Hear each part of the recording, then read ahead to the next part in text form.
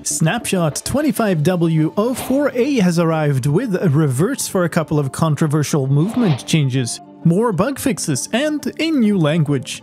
My name is Slime and this is a showcase of all the changes. Let's start with gameplay and those movement changes.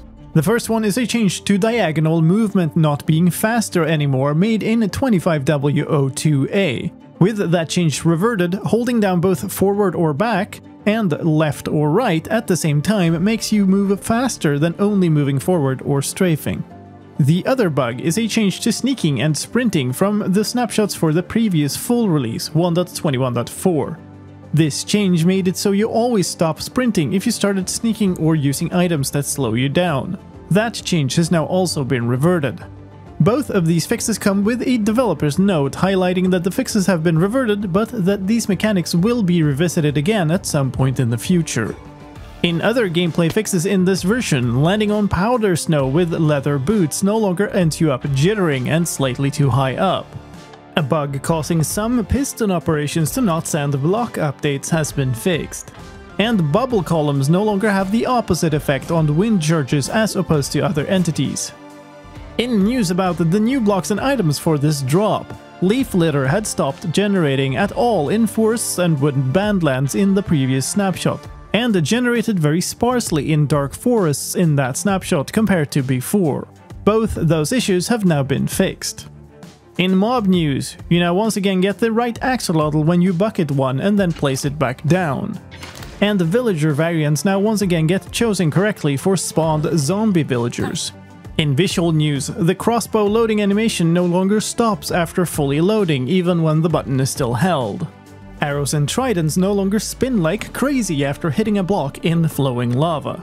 And you now once again turn your body in the movement direction while moving diagonally.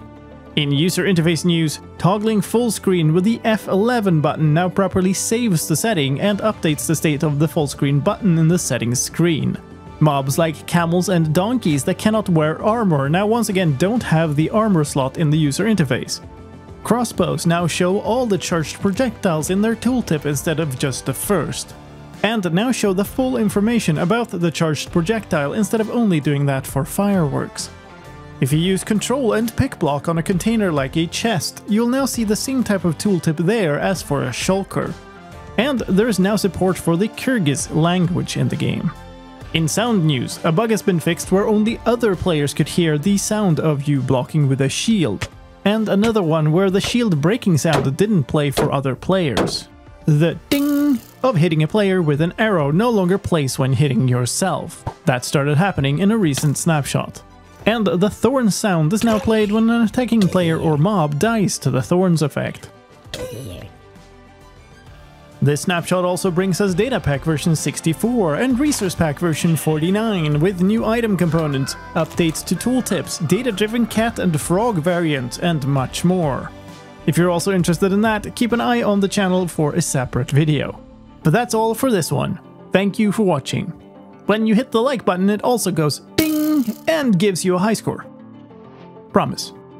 My name is Slime, and I'll see you next time.